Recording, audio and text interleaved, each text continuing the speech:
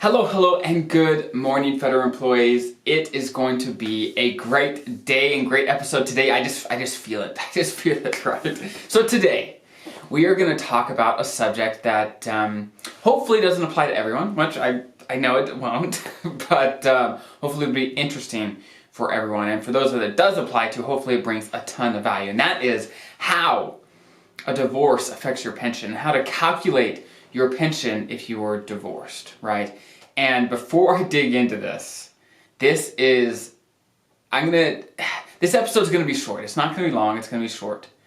But this topic is complex. And I'm not a lawyer. I don't pretend to be a lawyer. I do not write or interpret divorce decrees for a living. I don't do that. But with that being said, as a financial planner, I have worked with people that have been divorced as federal employees, and I have seen different situations of how some things are handled. So, every situation, every divorce is different. Every agreement, every negotiation is different. Every couple is different. And so, the things I'm going to share may not be your situation, right? It may not.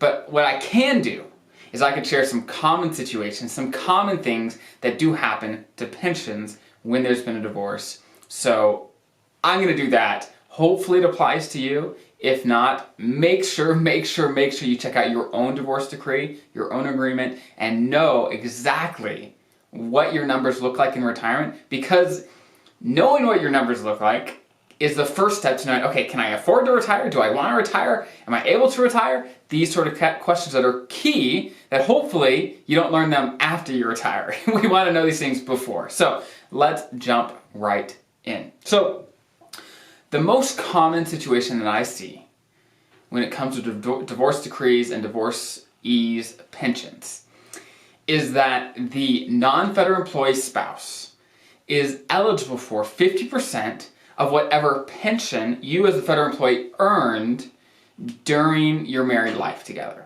For example, let's say you had a 30-year career as a federal employee. Let's say, right? And let's say 20 years of those 30 years you were married.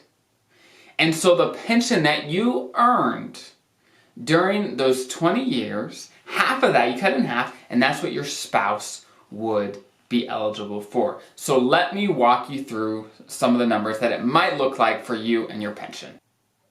So to keep our numbers super simple, let's go with the situation that I just described. So let's say you had 30 years of service, 30 years. Let's say you have a high 3 of about 100 grand. If you're on the podcast, I'm writing this out as I go, so if I talk a little slow, that's why. But if you want to see the numbers written out, check out the YouTube video, but I'll walk you through. It should be fine with just the audio. So 30 years of service, high 3 of 100 grand, let's say a multiplier of 1%. So if we do that math, that's 30 times, of course, 100 grand times 1%. So that's a gross annual pension, right, of 30 grand a year, okay? So that is the amount that this federal employee with 30 years of service, high 3 of 100 grand and 1% multiplier, that's what they'd get gross from their pension. Now, this is before we talk about or think about the divorce decree. So let's think about that. Let's say 20 years of the 30 years they were in federal employee, they were married. And so the pension that they earned during that time is half of it will go to their spouse. So basically it would look like this. So you do 20 divided by 30. So 20 years divided by 30 years times 50% times their gross pension.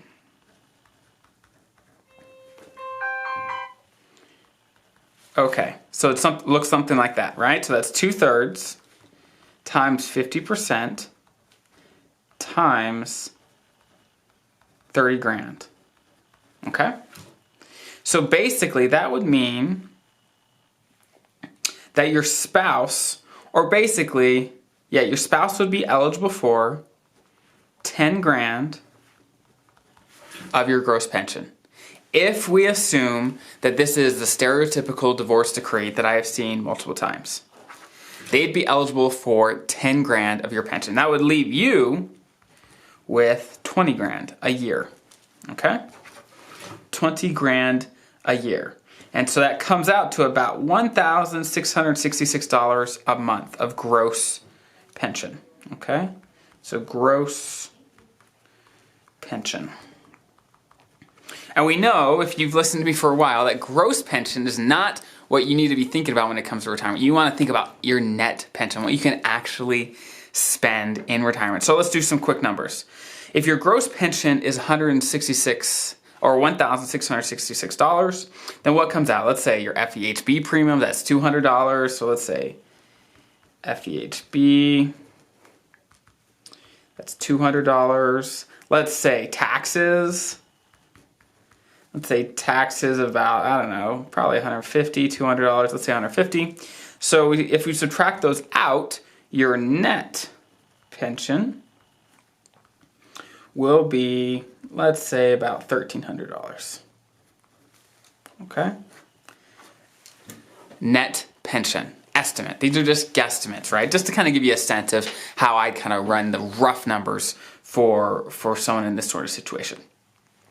So a net pension of about $1,300. Now, if, let's say, this federal employee is remarried, they want a survivor benefit for their new spouse, well, that's going to cost some money out of their pension.